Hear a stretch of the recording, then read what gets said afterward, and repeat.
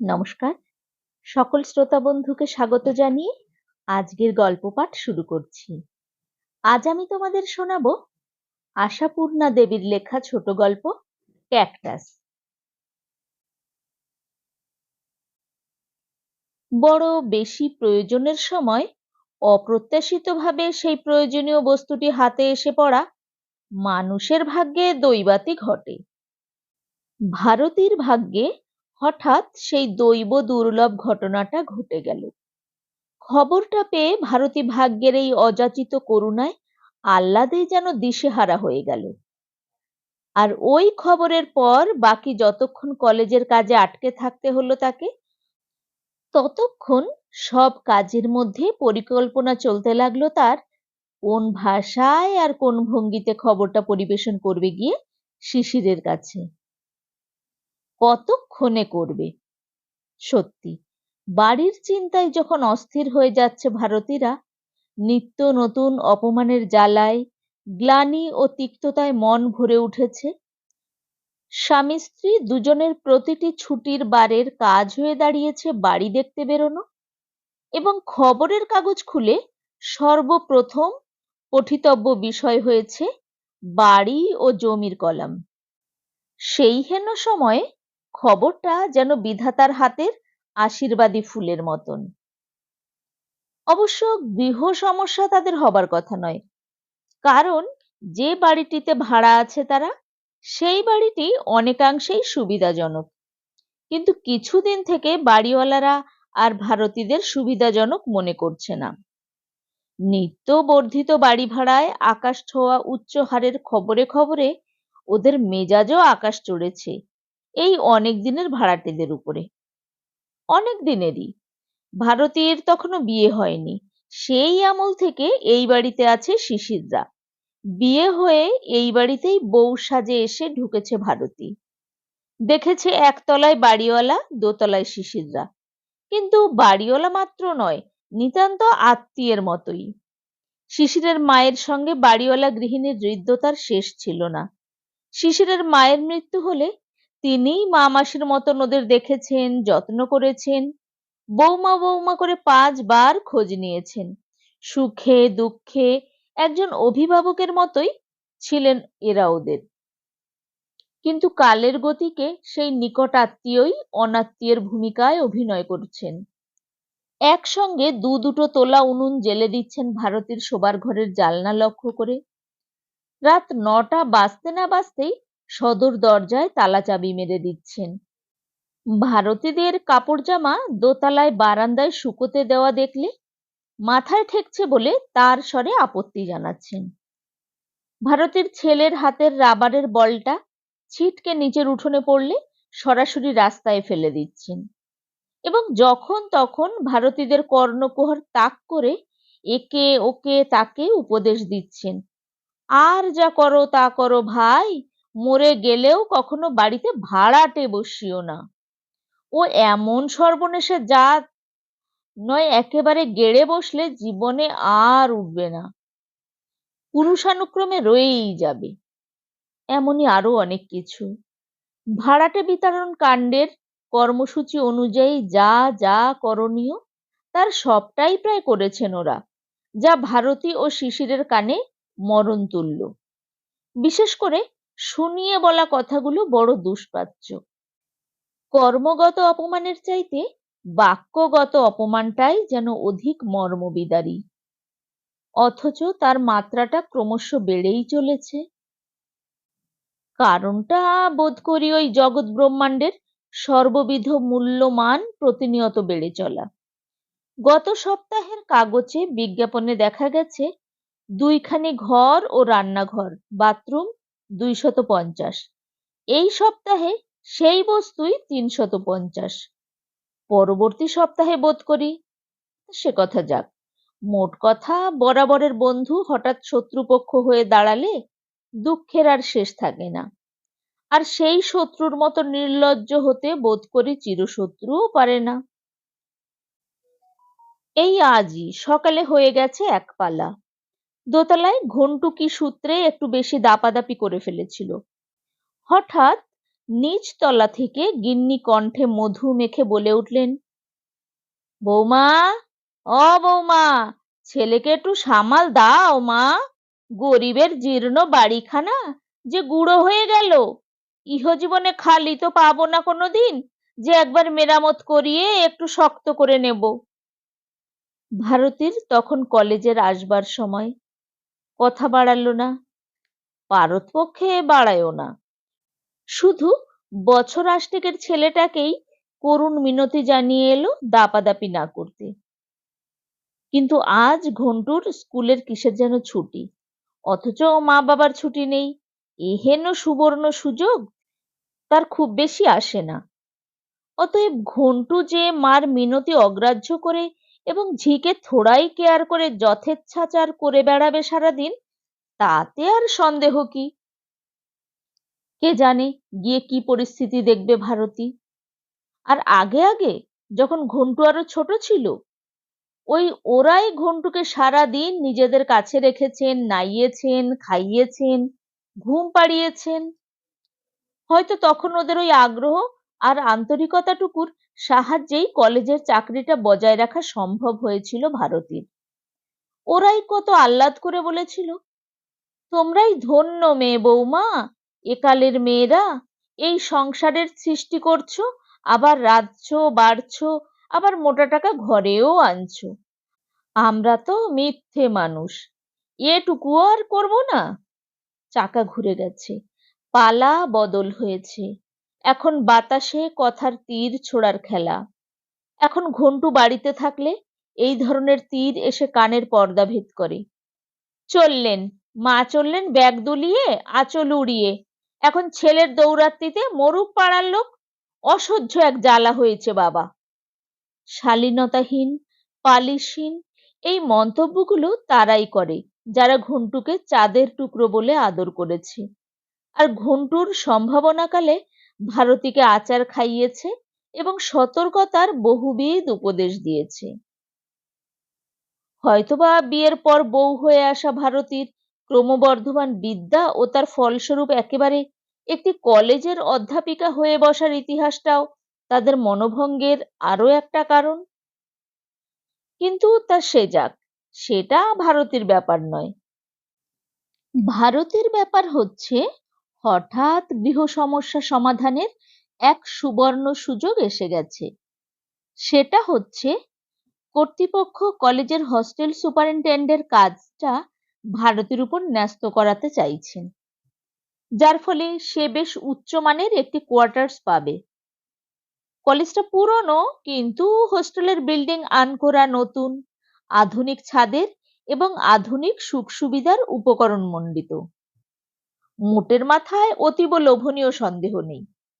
প্রস্তাবটা শুনে পর্যন্ত দিশেহারা হবার মতন। অবশ্য ভেবে কাল উত্তর দেব বলেছে তখন, কিন্তু মনে জানছে ভাবাভাবির কিছু নেই। ও কাজ সে ভালো করে পারবে এবং আস্থা আছে নিজের উপরে। এই ধরনের কাজে প্রধান হচ্ছে তো ভালো ব্যবহার। অবশ্য ফেল হবে না সে, তারপর ব্যবস্থাপনা আটকাবে না, ঠিক চালিয়ে নেবে। বাড়ি ফেরার সময় উত্তর দেবার আগেই ভারতী মনে মনে তার কর্মপদ্ধতির ছাঁচ গড়তে থাকে। ফিরে দেখলো ঘন্টু খেলতে বেরিয়ে গেছে, ঝি উনুন ধরিয়ে দুধ জাল দিচ্ছে, ঘুটে কয়লার উনুন। দেখা মাত্রই মনে পড়লো ভারতীর ওখানে গ্যাস স্টোভ। কি পরিষ্কার পরিচ্ছন্ন, কি সহজ সুন্দর। পুরনো সংসারের ধারা আর অবশিষ্টাংশ নিয়েই সংসার করে এলো এতদিন ভারতী। নিজস্ব আধুনিক রুচি পদ্ধতির প্রয়োগ করতে পেল না কখনো। এবার ভাগ্য মুখ তুলে চেয়েছে। ঝিকে বলল, সারদা, ঘন্টুকে দুধ না খাইয়ে ছেড়েছ কেন? সারদা অধ্যাপিকার মান মর্যাদা রক্ষার দায়িত্ব মাত্র না নিয়ে ঝংকার দিয়ে উঠল, বেশ বলেছ বৌদি, ছাড়লে কেন? তেমনি সুবোধ ছেলে যে তোমার ছাড়লে বেরোবে, না ছাড়লে ঘরে বসে থাকবে। তা হোক, দুধটা খাওয়া পর্যন্ত ধরে রাখার চেষ্টা করা উচিত ছিল তোমার। ওর ছুটি থাকলেই মুশকিল আমার। সারাদিন খুব দুষ্টুমি করেছে তো। দুষ্টুমি? সারদা আরো ঝংকার দেয়, ডাকাতি বলো, বাড়িওয়ালা গিন্নি তো উপরে উঠে এসে যাচ্ছে তাই করে গেছে। এ ধরনের অভিযোগ নতুন নয়। ভারতী শুনে লজ্জিত হয়, মনক্ষুণ্ণ হয়, ছেলেকে বকে। আজ মনে হলো আশ্চর্য, ছোট বাচ্চা দৌড়ত্তি করবে না, তাই বলে তিনি ঠেলে উঠে এসে যাচ্ছে তাই করে যাবেন? এত সাহস কেন? না, আমরা নিজের মান সম্মান রক্ষা করতে পারছি না, তেজ দেখিয়ে নাকের উপর দিয়ে চলে যেতেও পারছি না, এই তো। ঠিক আছে, দ্বিধার প্রশ্ন নেই, কালই উত্তর দিয়ে দেব। ছটফট করতে থাকে শিশিরের ফেরার অপেক্ষায়। আর একবার রিহার্সাল দিয়ে নেয় মনে মনে, কিভাবে পরিবেশন করবে খবরটা।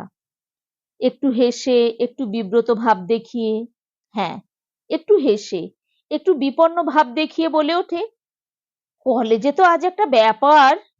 শিশির হেসে বলে, তোমাদের কলেজে তো রোজই ব্যাপার, হলো কি? না, মানে অন্য কিছু না, আমার কাছেই একটা প্রস্তাব এসেছে। আরে বাবা, তুমি যে সেই গল্পের আস্তে আস্তে ভাঙর মতন করছো, প্রস্তাবটা কি? বিলেতে পাঠাতে চাইছে তোমায়? তোমার তো সব সময় আমাকে নিয়ে ঠাট্টা। শোনো মশাই, বলি তাহলে, আমাকে উক্ত মহাবিদ্যালয়ের ছাত্রী আবাসের পরিচালিকা করতে চাইছে। শিশির অবাক গলায় বলে, তাই নাকি? হঠাৎ তোমাকেই এমন যোগ্য ব্যক্তি বলে মনে হলো যে? যোগ্যতা দেখেছে নিশ্চয়ই। ভারতের নিতান্ত তরুণীর ভঙ্গিতে ঘাড় দুলিয়ে হেসে হেসে বলে, ভিতরে গুণ আছে, তুমি শুধু দেখতে পাও না। তাই দেখছি, তুমি ফট করে হ্যাঁ করে আসনি তো? করে অবশ্য আসেনি ভারতী, কিন্তু শিশিরের কথার সুরে হঠাৎ একটু বিরক্ত এলো তার। যেমন উৎফুল্ল হবার কথা, হলো না তো। অবশ্য আসল আকর্ষণটা শোনেনি এখনো। মানে জানা কথা হলেও মনে আসেনি নিশ্চয়ই। তবু বিরক্তটা দমন করতে পারল না। বলল, কেন? হ্যাঁ করে আসায় দোষ কি আছে? শিশির বুঝতে পারল ভারতী চটেছে। কিন্তু কেন কে জানে শিশির আজ তাতে আর ভয় খেল না, নিজেকে সামলে নিল না, বরং যেন মজা পেল। তবে কথা বলল গম্ভীরভাবে, না, দোষের আর কি, তবে কাজটা খুব সহজ নয়। তার শক্ত কাজেই তো আনন্দ। সে আলাদা, সে তোমার হয়তো শক্ত অঙ্ক কষায়, এটা ঠিক তা নয়, রীতিমতন গোলমেলে কাজ। ভারতী হেসে ওঠে, নিজে গোলমেলে হলেই গোলমেলে, নিজে অনেস্ট থাকলে, মাল নিয়ে গোল না করলে অসুবিধাটা কোথায়? তা ভেবো না, মনে রেখো মেয়েগুলি এ যুগের স্টুডেন্ট, যাদের ইষ্ট দেবতা হচ্ছে অসন্তোষ আর দীক্ষা মন্ত্র হচ্ছে প্রতিবাদ। ভারতী দৃঢ় গলায় বলে, এটাও এ যুগের একটা ফ্যাশন, এই স্টুডেন্টদের নিন্দে করা।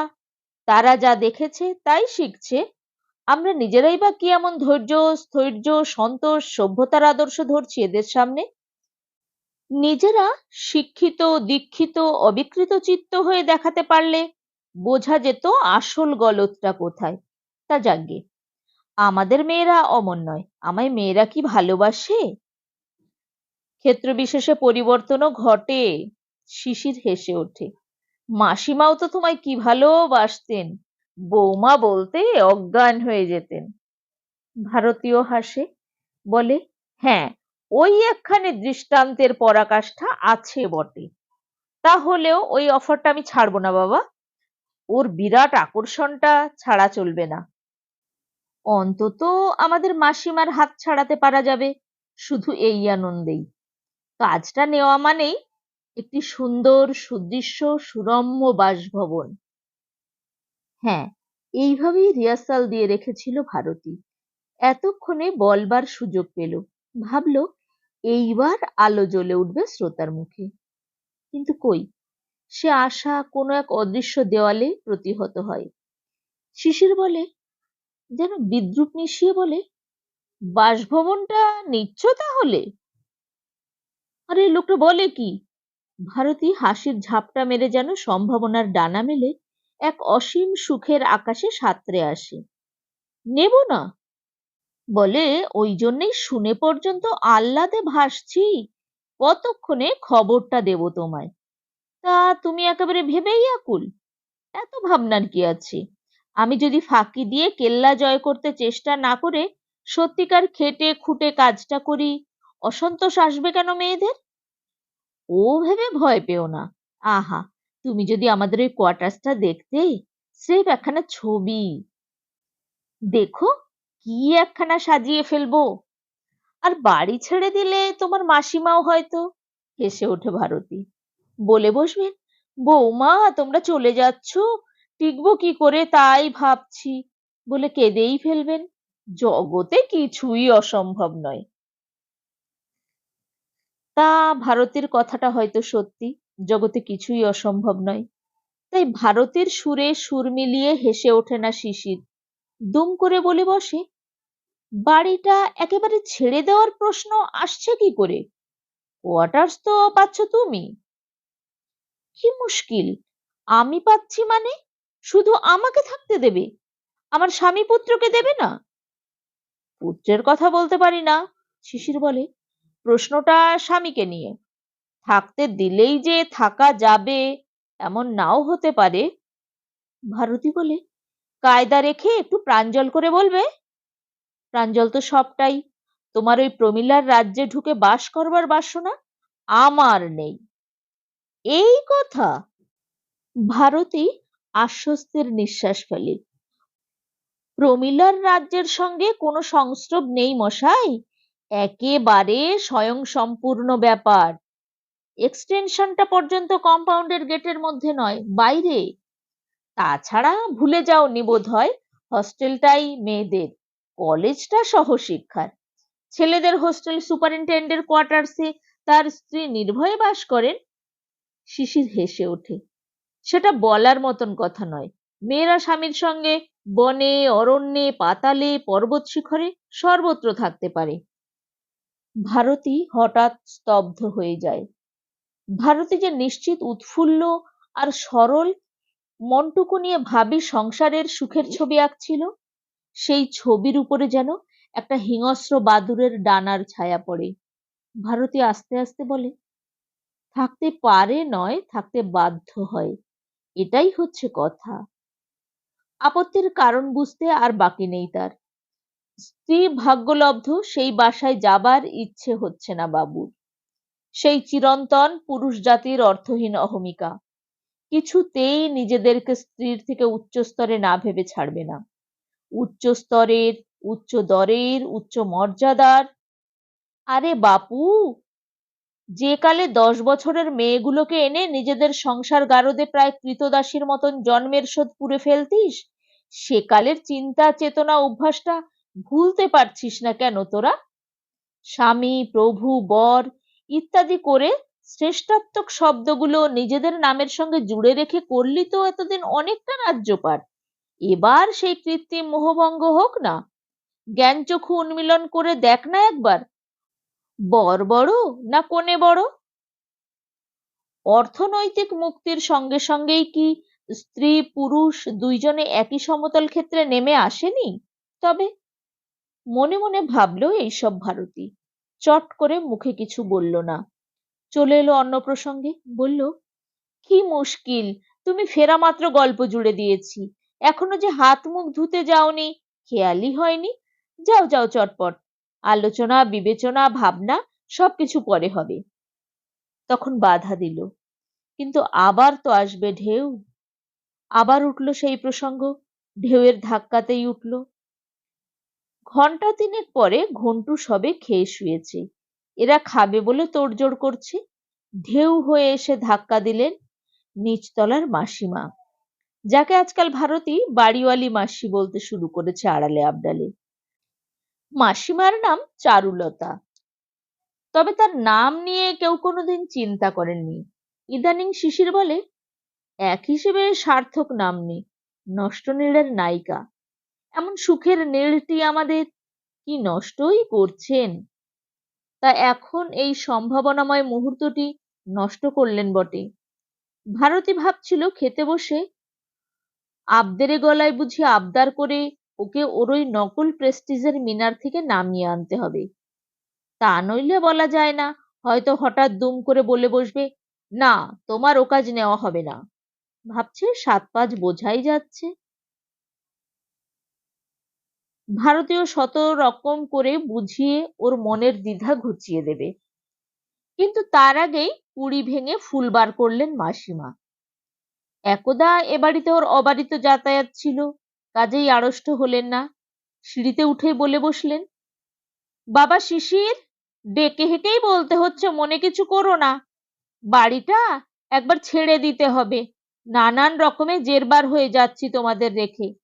তার উপর আমার নাতি সাহেবটি কোন দিন গরিবের জীর্ণ বাড়িটুকুর ছাদ নামিয়ে দেয়, এই আতঙ্কে প্রহর গুনি। আমার এই বলাটাই নোটিশ মনে করে বাড়ি খোঁজো এবার। বরাবর মাসিমা বলেছে, মান্য দিয়েছে। একেবারে মুখের উপর অসম্মান করতে পারা যায় না, তাই শিশির নম্রভাবেই বলতে যাচ্ছিল, খুঁজছি তো অনেক দিন থেকেই। কিন্তু ওর বলার উপরে ভারতী বলে উঠল, এ যুগে তো নিয়মিত ভাড়া দিয়ে গেলে নোটিশ বলে কিছু চলে না মাসিমা। মাসিমা ঈষৎ চমকে ওঠেন, কারণ এটা আশা করেননি। এ যাবৎ যা কিছু তীর ছুঁড়ে আসছিলেন তিনিই, মনে হয় পাথরের দেওয়ালে গিয়ে গড়িয়ে পড়বে। বিততে পেরেছেন এমন প্রমাণ পান না। তিনি যা নিয়ে অসুবিধা বলে চেঁচান, এরা সে বিষয়ে যতটা সম্ভব সতর্ক হয়, সাবধানী হয়। কোনোদিন জবাব শোনেননি। কিন্তু আজ কি না ফট করেই আইন দেখিয়ে বসলো।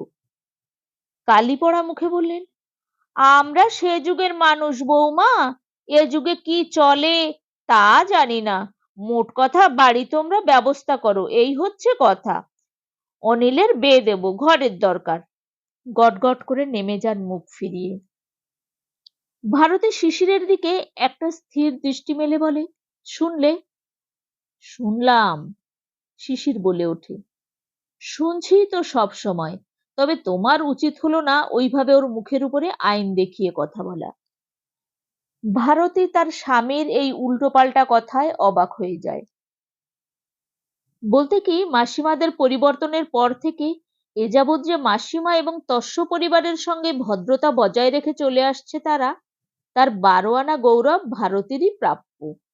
শিশির অনেক সময় রেগে তেড়ে দুকথা বলতে যায়, ভারতী নিবৃত্তি করে, বলে, দোহাই তোমার, আর যা করো করো, কোদল করতে যেও না, মনে রেখো পরে আবার মুখ দেখাতে হবে। একবার মুখোমুখি ঝগড়া হয়ে গেলেই সমস্ত আবরণ খসে পড়ে। নির্লজ্জতার চরম সীমা পর্যন্ত পৌঁছতে আর বাধে না তখন। ভদ্রতা বজায় রেখে সরে পড়ার চেষ্টা করাই ভালো। শিশির বলে, কিন্তু ক্রমশই বাড়াচ্ছেন, ওতেই প্রতিবাদও দরকার। আশ্চর্য, আজ ভারতী যেই এক মুহূর্তের জন্য নিজের নীতি থেকে স্খলিত হয়ে পড়েছে, সেই অমনি শিশির নিজের নীতি বদলে বসলো। ভারতী কয়েক সেকেন্ড নির্নিমেষ স্বামীর ওই উল্টোপাল্টা কথা বলা মুখের দিকে তাকিয়ে বলে, উচিত হয়নি কেমন? আমার তো তাই মনে হলো। অথচ তুমিই বলো প্রতিবাদ দরকার। বলি, তুমিই তাতে বাধা দাও। আমি সহজে দেই না। আজ উনি দুপুরে এসে ঘন্টুকে যা ইচ্ছে তাই বকে গেছেন, কান মলে দিয়েছেন, জানো সে কথা? বকে গেছেন? কান মলে গেছেন? তবে আর বলছি কি, ঘন্টুর কাছে শুনতে পারো কাল। ছোট্ট ছেলেটাকে বলেছেন কি জানো, তোরা আমাদের এই ভাঙা বাড়িতেই বা পড়ে আছিস কেন? বাপ মা দুজনে রোজগার করছে, জানা অট্টালিকা বানিয়ে দাপাদাপি করবে না। শিশির ছায়াচ্ছন্ন মুখে বলে, হুম। হুম মানে? মানে ওই দুজনের রোজগারটাই চক্ষুশূল হয়েছে বোঝা যাচ্ছে। ভারতী আর একবার ওই ছায়াচ্ছন্ন রহস্যময় মুখের দিকে তীক্ষ্ণ দৃষ্টি হানে। কি বলতে চাইছে হঠাৎ? দুজনে রোজগার করাটা অনুচিত? পড়শির সেটা চক্ষুশূল হবেই, তাতে পড়শিকে দোষারোপ করা চলে না। গম্ভীর মুখে বলে, তা ভুলটা যখন হয়েই গেছে তখন আর চারা নেই। তোমার মাসিমার চক্ষুকে শূল বেদনা থেকে রক্ষা করা অবশ্যই সম্ভব নয়। এখন আশা করি প্রমীলার রাজ্য বলে একটা মিথ্যে ধুয়ো তুলে এই যন্ত্রণার হাত থেকে অব্যাহতির লাভটা পিছিয়ে দেবে না। বরং তোমার মাসিমাকে অবহিত করিয়ে এসো, সামনের মাস থেকে বাড়ি ছেড়ে দিচ্ছি। শিশিরও গম্ভীর হয়, বলে, আমি তো পাগল হইনি। ভারতী হঠাৎ ভারী উত্তেজিত হয়ে ওঠে, বলে, তার মানে? তুমি তাহলে সত্যিই আমার পাওয়া কোয়ার্টার্সে যাবে না? শিশির কথা চিবোয়। একেবারে যাব না এমন কথা কি প্রতিজ্ঞা করে বলা যায়? ধরো ইনভ্যালিড হয়ে গিয়ে তোমার সংসারেই পড়লাম। ও, তুমি আজ আমায় রাগাবেই প্রতিজ্ঞা করেছো? আমি কিন্তু আর রাখবো না। তোমাকেও পাগলামিও করতে দেব না। কাজটা আমি নেবই। আর যেতেই হবে সকলকে, বুঝলে? কেন? তোমার বাড়িতে যদি আমি থাকতে পারি, কোনো অপমান বোধ করি না, আমার বাড়িতেই বা তুমি থাকতে পারবে না কেন? সব কথার উত্তর দিতে নেই। উত্তর নেই তাই দিতে নেই। তুমি আমায় বোঝাও তোমার আপত্তিটা কোনখানে? শিশির হঠাৎ একটু মুচকি হাসে। নিজের বুকের মাঝখানে হাত দিয়ে বলে, এইখানে। সে বুঝেছি, কিন্তু তোমার ওই পচা কুসংস্কার ছাড়তে হবে। আমার দাবি মানতে হবে। ভারতীয় অতএব হালকা হয়। ভালো ছেলের মতন মাসিমার নাকের সামনে দিয়ে বাড়ি ছেড়ে দিয়ে চলে যেতে হবে। সত্যি বলছি তোমায়, কাজটার জন্য যত না হোক ওই মহিলাটির কথা ভেবেই এত আহ্লাদ হয়েছে আমার। শিশির গম্ভীরভাবে বলে, ও কোনো কাজের কথা নয়। বাড়ি তো খোঁজা হচ্ছেই। সে তো বহুকালই হচ্ছে। ভারতী রেগে ওঠে। হয়তো অনন্তকাল হবে, তাতে কোনো লাভ হবে কি? কথায় কথায় কেবল তর্কই বাড়ে, আর বাড়ে জেদ উভয় পক্ষেরই। শিশিরের এই অনমনীয় মনোভাব ভারতীকেও করে তোলে কঠিন। শেষ পর্যন্ত রেগে গিয়ে বলে ওঠে ভারতী, ঠিক আছে, তুমি থেকো তোমার পূজনীয় মাসিমার বাড়িতে। পারো তো তার অনিলের বিয়েতে ভোজ খেও, আরো কোমর বেঁধে খেটো। আমি আমার ভবিষ্যৎ ঠিক করে ফেলেছি। বলেই অবশ্য চমকে যায়। বোঝে একটু বেশি রূঢ় হয়ে গেছে। কিন্তু কি করবে, মানুষটার শরীর তো একই রক্ত মাংসে গড়া। শিশির যদি জীবনের আনন্দের দিকটা, শান্তির দিকটা, নিশ্চিন্ততার দিকটা কিছুতেই দেখব না পণ করে, কেবল প্যাঁচালো কথা বলে, কতক্ষণ সহ্য করা যায়? নিজের মনেও ক্রমশ প্যাঁচ উঠতে থাকে। মনে হয়, ও, তুমি পুরুষ বলে একেবারে রাজা হয়ে গেছো। তোমার অহংকারই জয়ী হবে। কেন? আমি মানুষ নই? আমার উন্নতি, আমার ভবিষ্যৎ, আমার আর্থিক সুবিধায় দেখবো না আমি? ক্ষমতা থাকতেও তোমার একটা তুচ্ছ অহমিকাকে তুচ্ছ করে ছেড়ে দেব সুযোগ? সেই আদি অন্তকালের বউগিরিটা এখনো বজায় রেখেছি বলেই এত প্রশ্রয় তোমার? এই যে আমি সারা দিন খেটে এসে ক্লান্ত হয়ে পড়ি, কই একদিনও তো ভাবি না 5 মিনিট বিশ্রাম করি। একবারও তো আশা করি না আমার মুখের সামনে কেউ জলের গ্লাসটা এনে ধরুক। আমি এসেই তোলা শাড়ি বদলে কোমর বেঁধে লেগে যাই কি করে তোমার ঘরে ফেরার সময় সবকিছু ফিটফাট করে তুলবো। আমি ফেরার পথে ছেলেকে স্কুল থেকে নিয়ে তবে ফিরি। তাকে খাওয়াই, সাজাই, খেলতে পাঠাই। তোমার ফেরার আগেই যাতে খেলে বাড়ি ফিরে তার জন্য 100 বার নির্দেশ দিয়ে রাখি। কারণ জানি তুমি অল্পে উৎকণ্ঠিত হও। জানি তুমি এসে ওকে দেখতে না পেলে দুঃখিত হও। ঘন্টুর ব্যবস্থা করেই আমি হয়তো দাঁড়িয়ে দাঁড়িয়ে শুধু 1 কাপ চা খেয়ে নিজে রান্নাঘরে ঢুকে যাই, যাতে তুমি আসবার আগেই রান্নাটা সেরে ফেলতে পারি। আমার বাড়ি ফেরা আর তোমার বাড়ি ফেরার মধ্যে ঘন্টা আড়াইয়ের ব্যবধান আছে বলেই এই ব্যবস্থাটা সম্ভব করে তুলতে পারি আমি। ওই সামান্য সময়টুকুর মধ্যে তোমার প্রিয় জলখাবারটুকু বানিয়ে নিই চায়ের টেবিলে পরিবেশন করতে। আবার নিজেকেও তো তৈরি করে নিতে হয় সেই টেবিলে পরিবেশিত হতে। শুধু যে আমিই ভালোবাসি না সন্ধেবেলায় আলুথালু হয়ে বেড়ানো, তা তো নয়। তুমিও তো পছন্দ করো না সারাদিন খেটে এসে অত তাড়াহুড়ো করতে। কি কষ্ট হয় না আমার? খুবই কষ্ট হয়। কিন্তু তুমি খুশি হবে ভেবে সব কষ্ট সয়ে যায় আমার। আজ পর্যন্ত আমার জীবনতরী নিয়ন্ত্রিত হচ্ছে তোমার খুশির হাওয়ার গতি নির্ণয় করতে করতে। অথচ তুমি, তুমি জীবনে একবার মাত্র ভাবলে না, আহা, ও খুশি হবে? তুমি আপন অহংকারে অটল। আমি সভ্য, আমি ভদ্র, আমি মমতাশীল, তাই মনে করিয়ে দিচ্ছি না কাজটা নিলে বাড়তি যে টাকাটা আসবে তার অঙ্ক তোমার মতো শুধু কেরানির পক্ষে উড়িয়ে দেবার নয়। মনে করিয়ে দিচ্ছি না তোমার যা সারা মাসের উপার্জন, আমার তা 12 দিনের। মনে করিয়ে দেব কি করে? নিজেই কি মনে করছি কোনোদিন? আজ তুমি আমাকে বড় বেশি হতাশ করছো বলে, বড় বেশি দুঃখ দিচ্ছ বলে মনে এসে যাচ্ছে। হ্যাঁ, মনের দুঃখেই ওইসব ছাইপাশ চিন্তা মনে এসে যাচ্ছে বেচারা ভারতীর। কিন্তু পরদিন যখন কলেজে আবার কথাটা ওঠে, ভারতী বলে, ভেবে দেখলাম আমার যোগ্যতা নেই। অধ্যক্ষ বলেন, যোগ্যতার বিচারটা আমাদের হাতেই ছেড়ে দিন না, সইটা করে ফেলুন চটপট। অধ্যক্ষ বলেন, অন্যান্য অধ্যাপিকারা বলেন, বান্ধবী লীলা ঘোষ বলে, তুই হচ্ছিস একের নম্বর হাদা। নির্ঘাত তুই তোর সেই প্রাচীনপন্থী কর্তাটির নির্দেশে এমন সুযোগটা ছাড়ছিস। আমি তো ভাবতেই পারছি না, আমায় অফার করলে আমি একটা ডিগবাজি খেয়ে নিতাম। ভারতী হেসে বলে, সে তো আমিও খাচ্ছি। ছাড় ওসব কাব্য কথা, কর্তার ইচ্ছায় কর্মের যুগ চলে গেছে বাবা। দেখো পৃথিবীর দিকে তাকিয়ে। হঠাৎ মনের মোড় ঘুরে যায়। হঠাৎ বলে বসে ভারতী, ঠিক আছে, ঠিক আছে, কিন্তু সে ঠিকটা কোথায়? জীবনটা যে বেঠিক হয়ে বসলো ভারতীর। শিশিরও তার সেই রাগ করে বলা কথার ধুয়ো ধরেই বলল, ঠিক আছে, তোমার ব্যবস্থাই বলবৎ হোক, আমি থেকে যাচ্ছি এখানে, তুমি ঘন্টুকে নিয়ে। ভারতী ভয় পেল। ভারতী ভারী একটা অসহায়তা বোধ করলো। ভারতী নম্র হলো, নিচু হলো।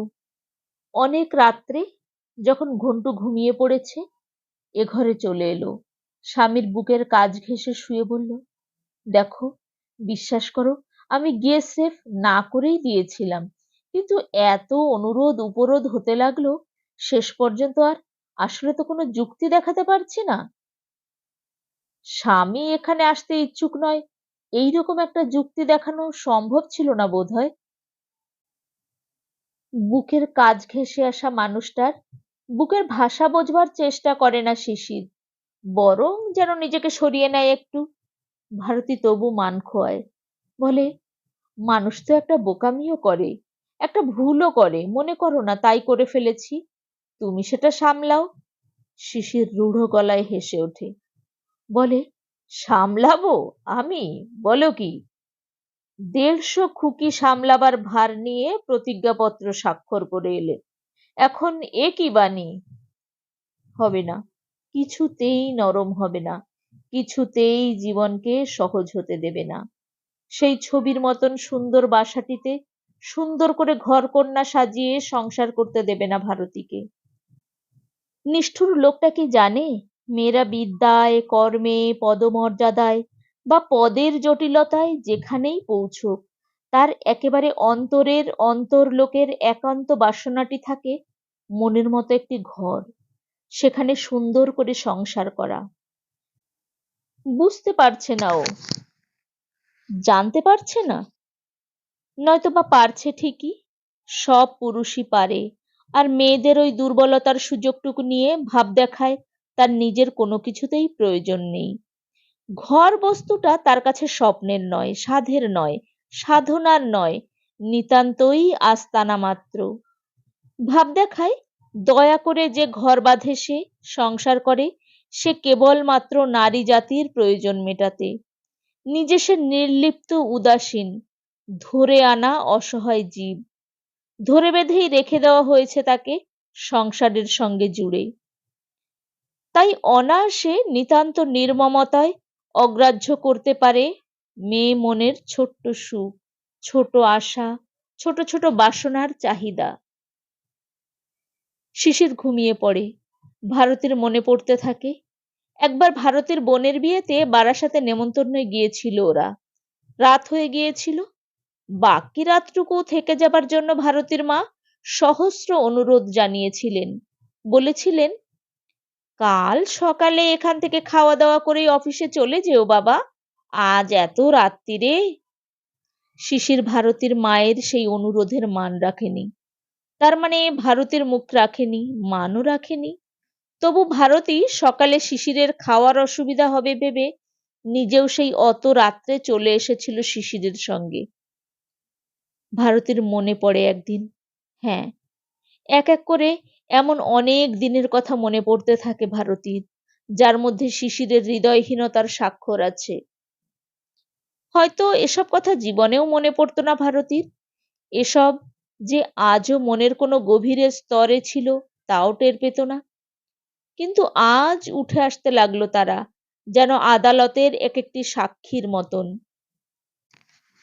ভারতী ভুলে গেল সে একটা ডক্টরেট পাওয়া মেয়ে, ভুলে গেল সে একটা বিশিষ্ট শিক্ষায়তনের অধ্যাপিকা, ভুলে গেল কর্মক্ষেত্রে তার মান সম্ভ্রম কতখানি। নিতান্ত তরুণী মেয়ের মতন, নবপরিণীতা অভিমানিনী বধূর মতন কেঁদে বালিশ ভেজাতে লাগলো। সাক্ষী রইল না কেউ, এই যা রক্ষা। তা ওই রক্ষা নিয়েই এই সংসারের সমস্ত সম্মানের আসনগুলির সুরক্ষিত। নিভৃত অশ্রুর দর্শক থাকে না, নিভৃত চিন্তার সাক্ষী থাকে না। শিশিরেরই যে কোনো নিভৃত লোক নেই, তাই বা কে বলতে পারে? হয়তো সেও পীড়িত হচ্ছে, আহত হচ্ছে, অভিমানে পাথর হচ্ছে, কারণ সে তার নিজের মতন করে ভাবছে, নিজের দৃষ্টিকোণ থেকে দেখছে, নিজের চিন্তাধারায় বিচার করছে। তাই সেও হয়তো ভারতীকে অহংকারী, উদ্ধত আর নিষ্ঠুর ভাবছে। দুজনেরই সাক্ষী প্রমাণ নেই। এতদিন ওরা দুজন দুজনের মধ্যে এমন সম্পূর্ণ ছিল যে ওদের কোনো বন্ধুও নেই যার কাছে হৃদয় ভার লঘু করতে বসতে পারে। নির্বান্ধব দুটো মানুষ অতঃপর আপন দুর্মতির দ্বারা পরিচালিত হতে থাকে এবং প্রমাণ করতে থাকে দুর্মতির অসাধ্য কাজ নেই। আরো একটা তত্ত্ব নতুন করে প্রমাণ করে ছাড়ে ওরা, মানুষের কত পরিবর্তন হয়। কারণ পরবর্তী দৃশ্যটা সেই ছবির মতন বাসাটাকে গাছে মাছে কুশনে কভারে পর্দায় সোফায় সুন্দর করে সাজিয়ে ঘন্টুকে নিয়ে একা আছে ভারতী। একটা বাচ্চা চাকর আছে সারাক্ষণের, সে তার ছোট্ট ছোট্ট হাতে বাড়িটাকে রেখেছে ধুলি মালিন্য শূন্য করে। একটা ঝি আছে, সে দুবেলায় সে মোটা কাজগুলো করে দিয়ে যায়। উঁচু টেবিলে রাখা গ্যাসের উনুনে রান্না করে, বেসিনে ফেনা বের করে সাবান কাচে। ভারতী মাঝে মাঝে ওই ঝিটার দিকে ঈর্ষার দৃষ্টিতে তাকায়, কারণ হঠাৎ হঠাৎ চারুলতা মাসিমার বাড়ির সেই ইটের উনুন পাতা কালি ঝুল রান্নাঘরটার কথা মনে পড়ে যায় ভারতীর, যেখানে বসে ভারতী অনেকগুলো বছর রান্না করেছে। মনে পড়ে যায় সিমেন্টের চটা ওঠা সেই কলঘরটাকে, যেখানে ভারতী অনেক সাবান কেচেছে আর স্বপ্ন দেখেছে বেসিনওয়ালা সুন্দর বাথরুমের। অথচ এখন কিছুতেই একটা রুমাল কেচে নিতেও ইচ্ছে হয় না, কিছুতেই রান্নাঘরে ঢুকে দুটো আলু ভাজতেও ইচ্ছে হয় না। কে জানে কেন? সে কি ভারতী বড়লোক হয়ে গেছে বলে, না সন্ধে হলেই ওর সেই মনোরম গোল বারান্দাটিতে অধ্যাপিকাদের আড্ডা বসে বলে সময় পায় না? এ আড্ডার প্রধান বক্তা বান্ধবী লীলা ঘোষ। সে বলে, দেখালো বটে একখানা তোর পতি পরম গুরু। বলে দিচ্ছি ভারতী, ওসব তেজ অহমিকা কিচ্ছু নয়, স্রেফ হিংসে। স্বামী স্ত্রীর সম্পর্কের মধ্যে ও জিনিসটা বেশ বেশি পরিমাণেই থাকে, বুঝলি? নেহাত জয়েন্ট বিজনেসের স্বার্থে নিজেকে ঢেকে রাখা।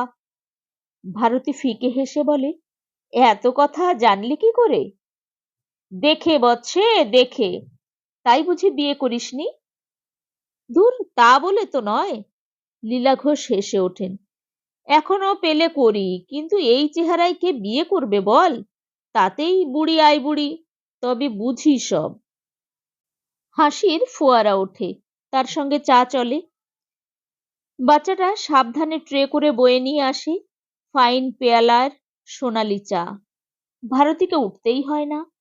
কাচের জালনার সামনে টবের উপরকার ক্যাকটাসগুলো কেউ মাথা খাড়া করে দাঁড়িয়ে থাকে, কেউ বাঁকাচোরা বাহুগুলো এদিকে ওদিকে ছড়িয়ে কাচের গায়ে একটা বিকৃত মানুষের মতন ছায়ার সৃষ্টি করে। বাতাসে পর্দা কাঁপে। ওদের হাসির সময় ভারতী সেই দিকে তাকিয়ে থাকে, হয়তো ভাবে, কি এমন মন্দ আছি? এই সময়টা ঝিটা এসে জিজ্ঞেস করে, দিদিমণি, খোকা কি এখন খাবে? ভারতী বিরক্ত হয়ে বলে, কেন?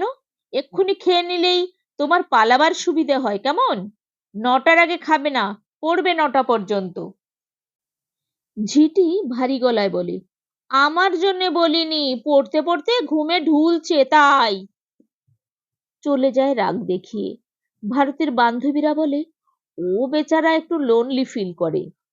ভারতী কাচের গায়ে সেই বাঁকাচোরা ছায়াগুলোর দিকে তাকিয়ে অন্যমনস্কের মতন বলে, হ্যাঁ, তাই ভাবি মাঝে মাঝে কোনো একটা বোর্ডিং এ ভর্তি করে দিলে হয়, তবু অন্য ছেলেদের সঙ্গে। আর শিশির, তা সত্যি বলতে দৃশ্যত শিশিরও খুব খারাপ নেই। দোতলাটা ছেড়ে দিয়ে সে চারুলতা মাসিমার নিচতলার বৈঠকখানা ঘরটায় আশ্রয় নিয়েছে, একেবারে পেইং গেস্ট হিসেবে। যত্নের ত্রুটি মাত্র হচ্ছে না।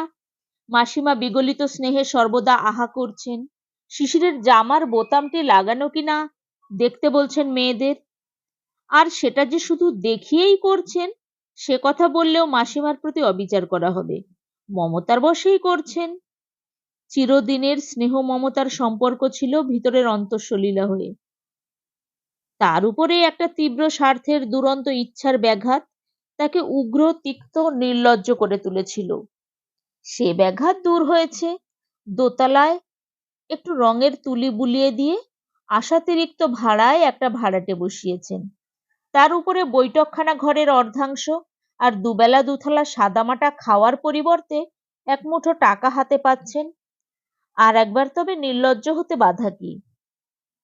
অতএব আর একবার নির্লজ্জ হন চারুলতা মাসিমা।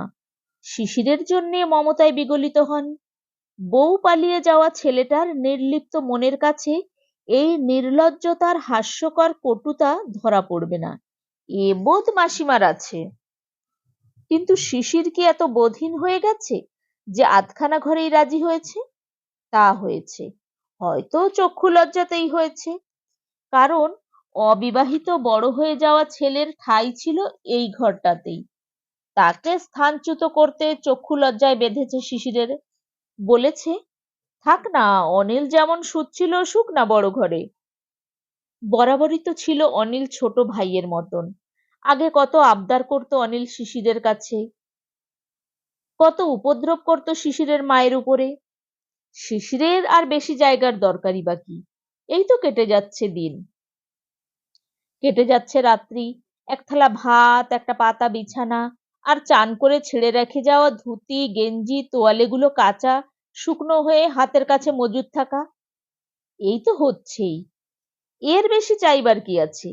সংসারের দায়হীন, বাধ্যবাধকতাহীন এই জীবনেরও একটা বিশেষ সুর আছে বই কি।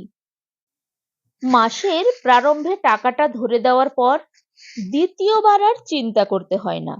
খেতে হলে খাটতে হয়।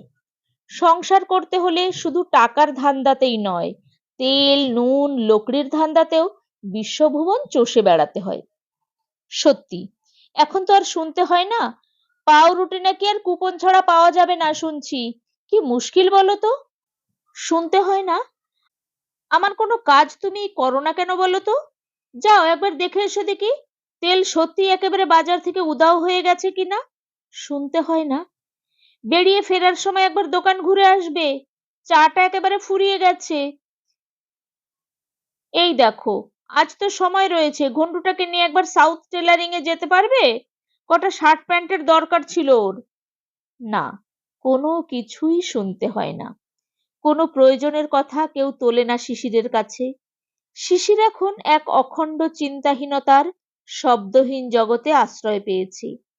এই শব্দহীন জগতের বাইরে টুকটাক শব্দ মন্দ লাগে না। সে শব্দের মধ্যে কোনো দায় নেই, নেই কোনো অভিযোগের উদ্যত আক্রমণ।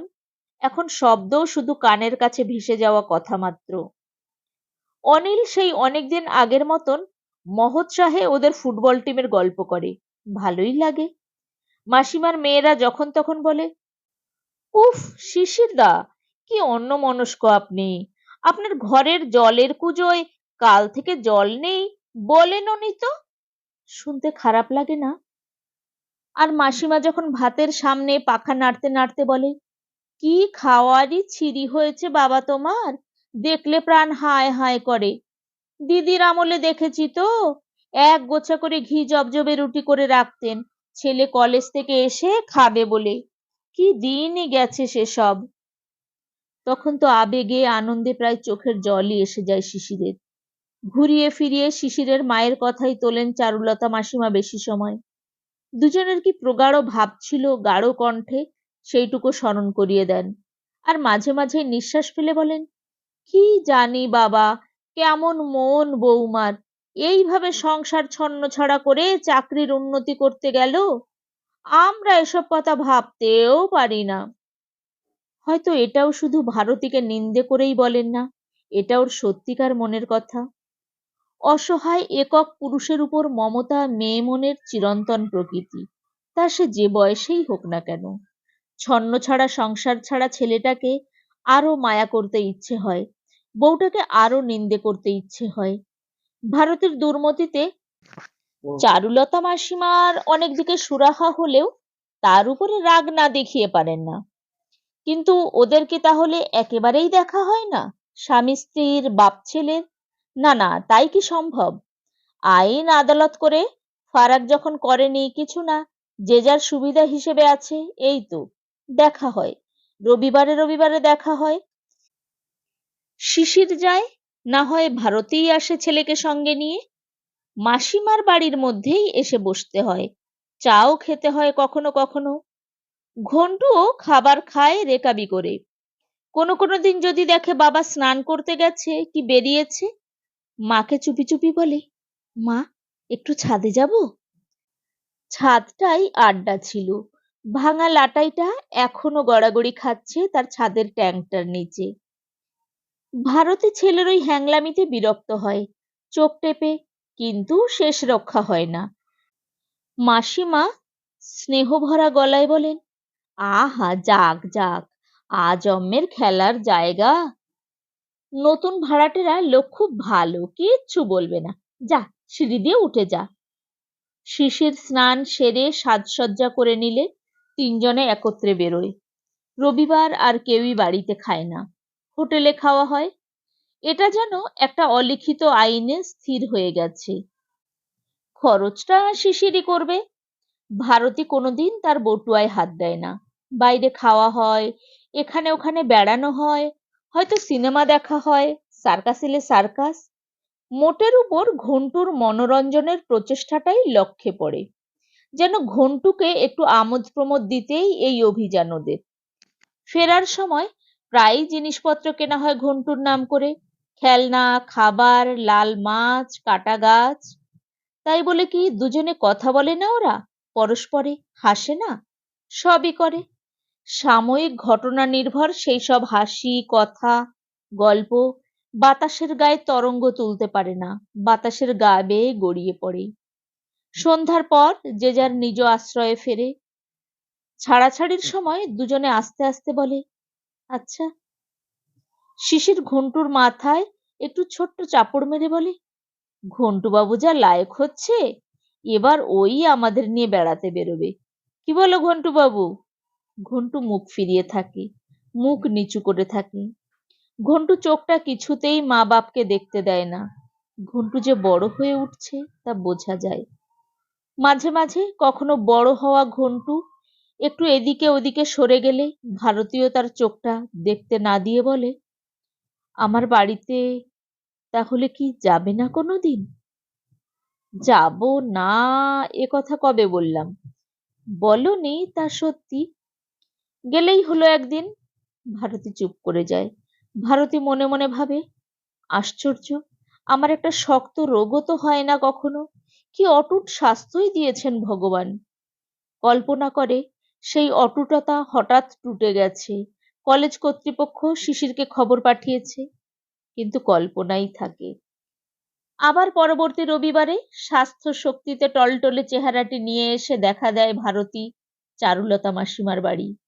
হয়তো ইচ্ছে করেই একটু বেলা করেই আসে, যাতে শিশির একেবারে প্রস্তুত থাকে। কিন্তু সে আশা বড় মেটে না।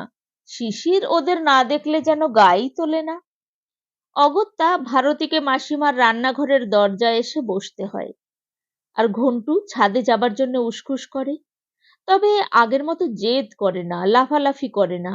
ভারী শান্ত হয়ে গেছে ছেলেটা, শান্ত আর গম্ভীর। ধরে নিতে হবে ঘন্টুও ভালোই আছে। ভালো না থাকলে শান্ত হচ্ছে কি করে? সপ্তাহের পর সপ্তাহ একই ঘটনার পুনরাবৃত্তি ঘটে। একই উৎসাহ নিয়ে রবিবার শুরু, আর একই হতাশা নিয়ে রবিবার শেষ হয়। অথচ আশ্চর্য, এই জীবনটাকেও এখন আর অস্বাভাবিক লাগে না ওদের। পারিপার্শ্বিকের খাজে খাজে বসে গেছে সকলেই, বেশ খাপে খাপে খাপ খাইয়ে নিয়েছে নিজেদের। বিনিদ্র রাত্রির অপরিসীম ক্লান্তি নিয়েও ভারতী সহজেই সকালবেলায় লাল মাছগুলোকে খাবার দেয়, ক্যাকটাসের টবগুলোকে আলোর দিকে ঘুরিয়ে দেয়, আর ভাবে আরো গোটা কত কিনতে হবে। শিশিরও রবিবার সন্ধ্যায় বাড়ি ফিরে বিছানায় হাত পা ছড়িয়ে ভাবতে শুরু করে, আসছে রবিবারে নতুন কি উপহার দেওয়া যায় ঘন্টুকে। মানুষ যে শক্তিমান এখানেই তার প্রমাণ। নিজেকে আশ্চর্য রকমের অ্যাডজাস্ট করে নিতে পারে মানুষ। অ্যাডজাস্ট করতে করতেই তার জীবন পরিক্রমা। তবু যে কেন নিজেকে নিয়ে ভাবনার শেষ নেই তার, এটাই প্রশ্নের, এটাই বিস্ময়ের। এতক্ষণ তোমরা শুনছিলে আশাপূর্ণা দেবীর লেখা গল্প ক্যাকটাস। গল্পটি সম্বন্ধে তোমাদের মূল্যবান মতামত কমেন্ট বক্সে জানিও, আমি প্রত্যাশায় রইলাম। আর গল্পটি যদি তোমাদের ভালো লাগে বন্ধুদের সঙ্গে শেয়ার করো আর লাইক দিও।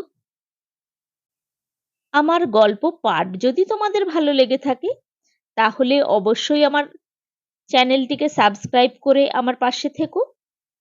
অনেক অনেক শুভেচ্ছা নিও আর আমার পরের গল্পের জন্যে প্রতীক্ষা করো।